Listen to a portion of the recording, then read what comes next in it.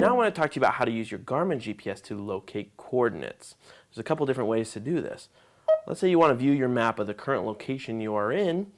There's a couple different ways you can do this. You can select this icon down here for more information, more options, menu, and you can simply select the Where Am I option, which is going to go ahead and calculate your coordinates and the nearest intersection, which you can go ahead and save to retrieve at a later date, to go in your favorites.